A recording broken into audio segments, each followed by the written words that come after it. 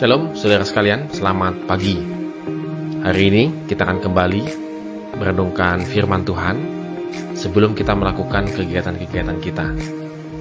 Firman Tuhan diambil dari 3 Yohanes ayat 9 sampai dengan 12. Tema kita pada saat ini adalah opini publik.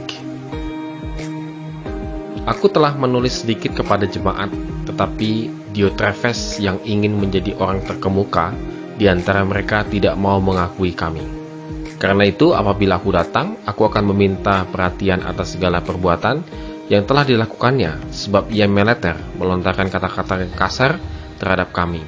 Dan belum merasa puas dengan itu, ia sendiri bukan saja tidak mau menerima saudara-saudara yang datang, tetapi juga mencegah orang-orang yang mau menerima mereka dan mengucilkan orang-orang itu dari jemaat.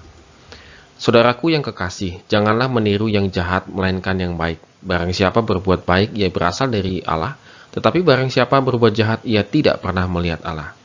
Tentang Demetrius, semua orang memberi kesaksian yang baik, malah kebenaran sendiri memberi kesaksian yang demikian, dan kami juga memberi kesaksian yang baik tentang dia.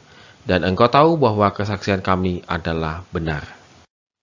Saudara sekalian, dalam jemaat Gaius terdapat sebuah permasalahan yang cukup serius. Apa itu permasalahannya? Adalah Diotrefes itu berambisi menjadi seorang pemimpin jemaat.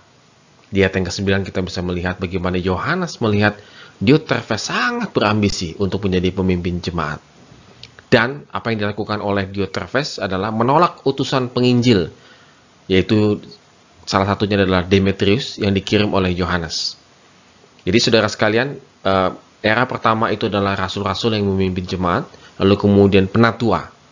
Dan penatua itu juga terkadang menerima penginjil begitu ya, untuk memberitakan Injil, mengajar di jemaatnya mereka masing-masing. Dan kemungkinan Diotrefes itu ingin memimpin jemaat itu begitu, tanpa ada orang yang lain datang untuk mengintervensi kah, untuk mengajar juga kepada jemaatnya. Jadi dia menolak utusan siapapun yang datang kepada jemaatnya.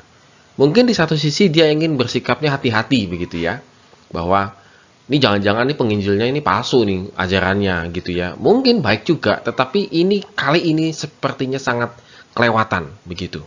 Sehingga Yohanes meminta bantuan kepada Gaius untuk mengklarifikasi. Dan kelewatannya itu adalah Diotrefes itu meleter gitu ya. Artinya berkata-kata yang diulang-ulang tetapi tidak memiliki tujuan dan kasar. Jadi saudara, itu adalah seperti provokasi, menciptakan opini publik bahwa setiap penginjil yang dikirim itu jelek lah, kira-kira begitu. Jadi saudara, terus-menerus opini publik itu dibangun sedemikian rupa oleh Diotrefes supaya menolak begitu ya segala utusan penginjil, mencegah, menolak gitu ya untuk berkunjung kepada jemaat mereka. Saudara, ini luar biasa saudara, karena ketika memprovokasi, apalagi sampai terbentuknya opini publik di jemaat terhadap penginjil seseorang, itu sama saja seperti menolak firman Tuhan, sama saja menolak kehadiran Tuhan. Saudara, kadang-kadang di jemaat kita demikian ya. Ada begitu 1-2 orang tidak suka kepada seseorang gitu ya. Entah kepada hamba Tuhannya, entah kepada majelisnya, entah kepada aktivisnya dan lain sebagainya. Maka orang itu akan melakukan meleter, berkata-kata yang terus-terus diulang-ulang, tetapi tidak ada tujuan yang jelas dan cenderung kasar, saudara. Saudara, ini yang seringkali opini publik yang terbentuk di dalam jemaat, di dalam gereja, kadang-kadang benar, kadang-kadang salah, saudara.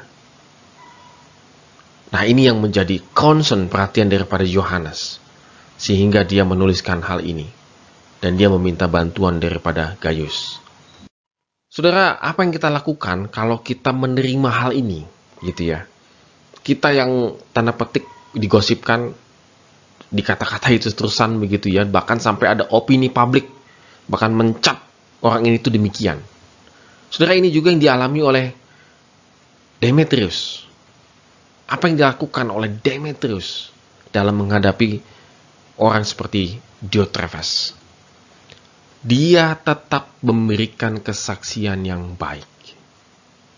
Saudara, kadang-kadang kita sibuk ya mengklarifikasi, ataupun kadang-kadang kita mungkin berpikir ya sudahlah, saya keluar deh dari jemaat begitu ya, atau saya akan mengasingkan diri, mengundurkan diri dari persekutuan dan lain sebagainya. Tetapi karena Demetrius datang untuk memberitakan Injil, walaupun ada opini publik yang jelek terhadap dia, dia tetap memberikan kesaksian yang baik. Dia tetap hidup di dalam Kristus. Cara hidup Demetrius tetap mencerminkan Kristus. Sehingga jemaat itu bisa melihat siapa Demetrius. Bukan seperti yang diomongkan, bukan seperti opini publik pada umumnya. Jadi saudara sekalian, satu-satunya cara yang terbaik itu adalah memberikan kesaksian yang terbaik. Demetrius tetap memegang prinsip, yaitu dia tetap meniru yang baik, yaitu keteladanan Kristus di dalam kehidupannya. Saudara, kalau kita menerima tanda petiklah fitnah, opini publik yang salah, yang jelek, menjelek-jelekan kita, begitu ya saudara, maka solusi yang terbaik adalah hidup di dalam Kristus, memberikan kesaksian yang benar di dalam Kristus. Kita jangan pusing apa kata orang tentang diri kita. Semua orang boleh berkata-kata, menilai, dan bahkan menghakimi.